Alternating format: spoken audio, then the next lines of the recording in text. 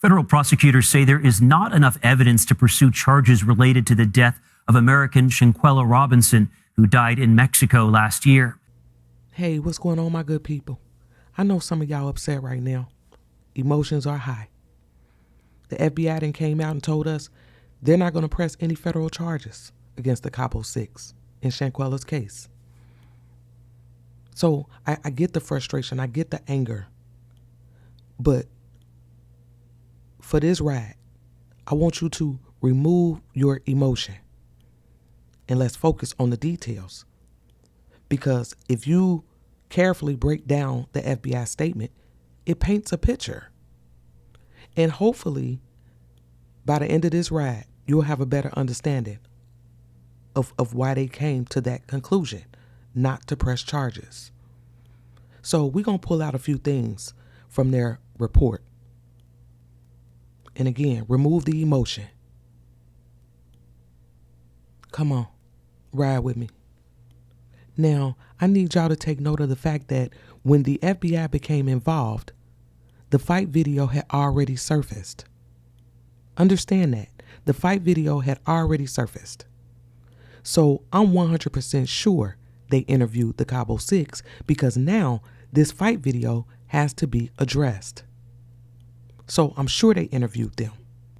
So let's look at the story that was given to the FBI.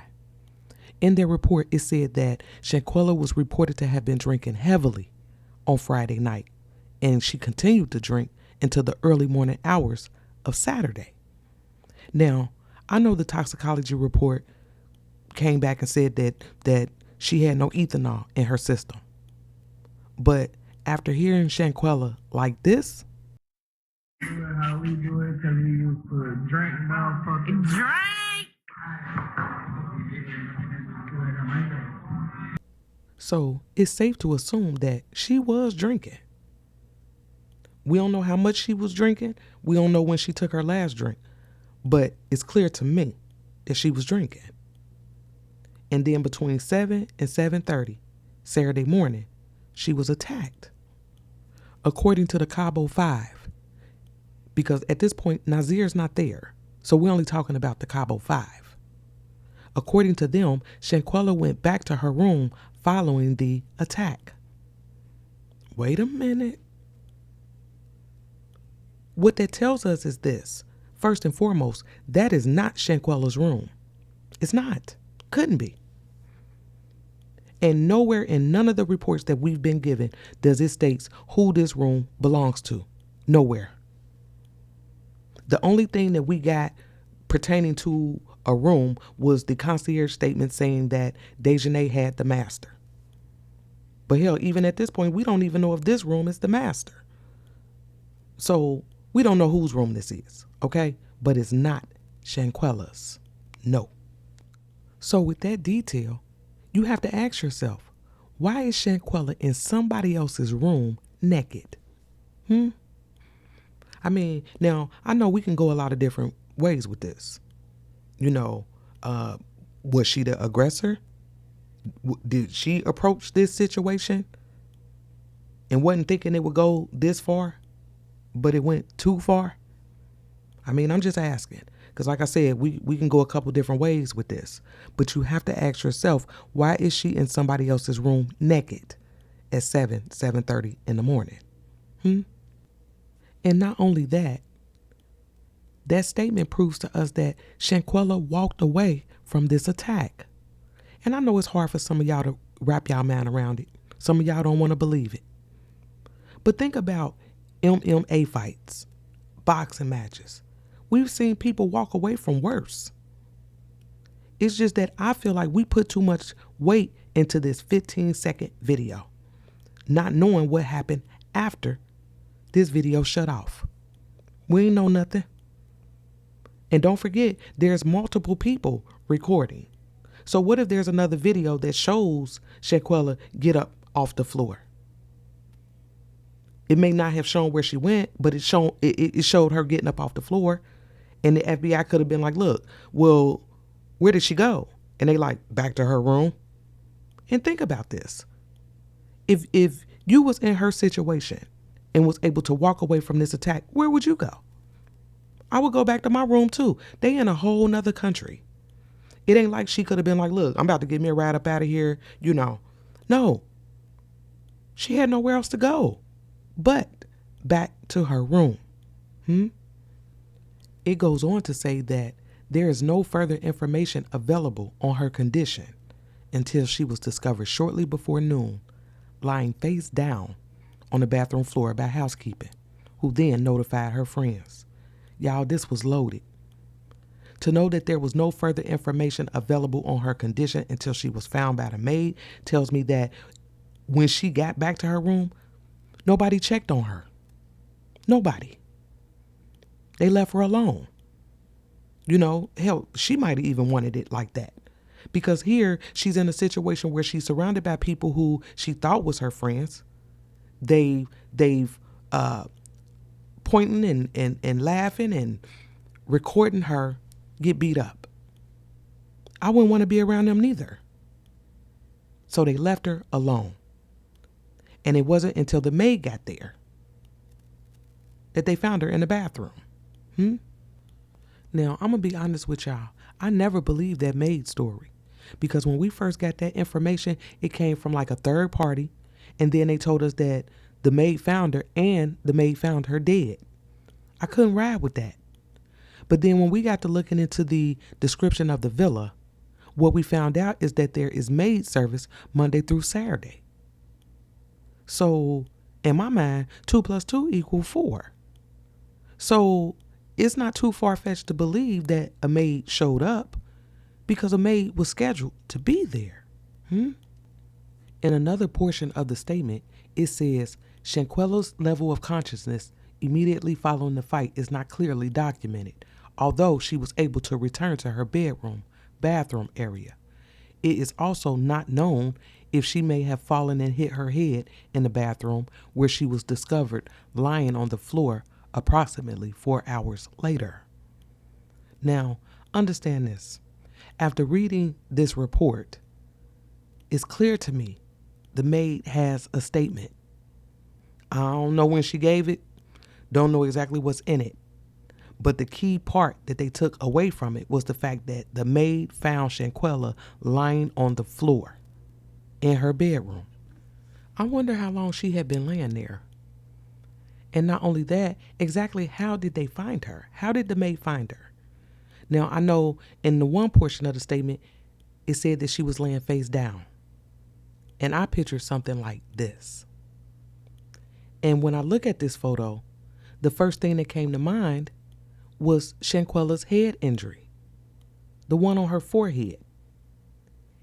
They told us about this injury in the Mexican autopsy report and in the FBI report.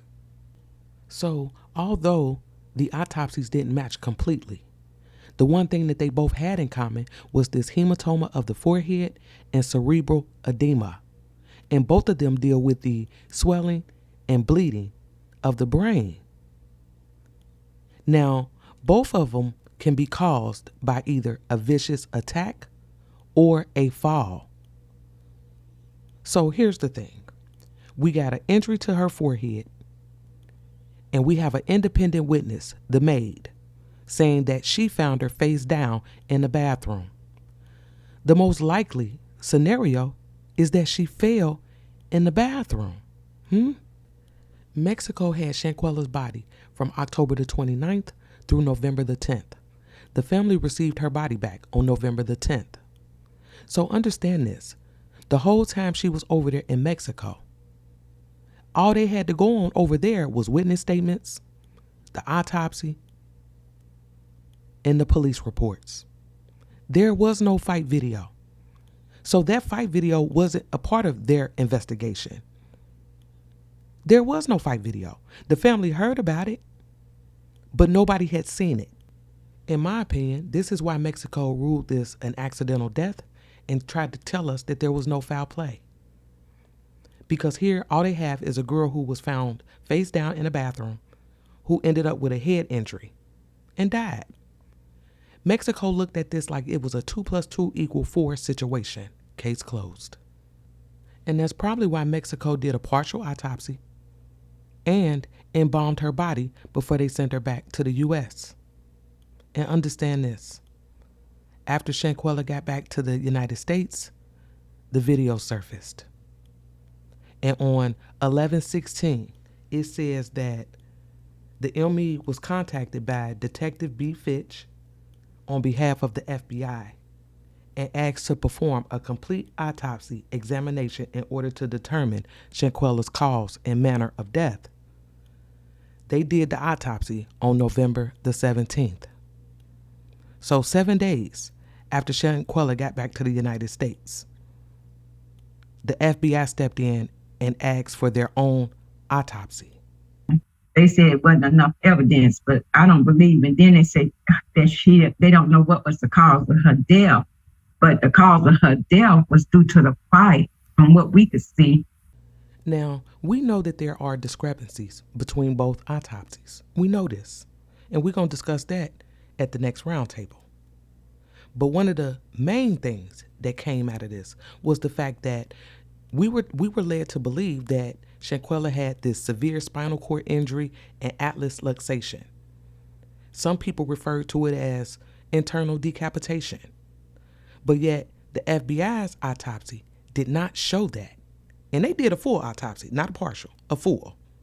And not only that, they took x-rays. Broken bones don't heal on a dead body, y'all.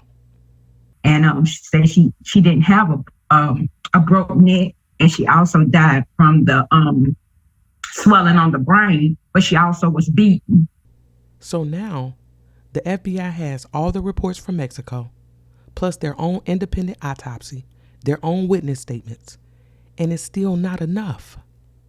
Because see, they have to prove that that fight was directly related to her death.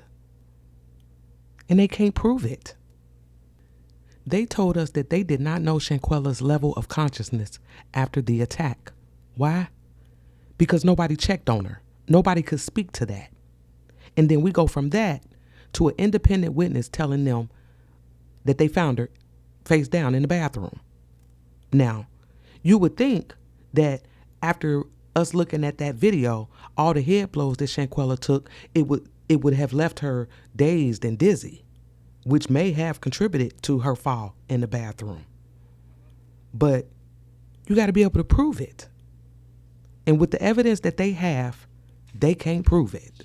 So they can't connect the fight with her death because of one simple event: her being found face down in that bathroom. They don't have enough evidence to fill in the gaps. Hence, no federal charges for murder. So I might have to have her body exhumed because we need another autopsy. Y'all let me know what y'all think about this in the comments. And I'll be back.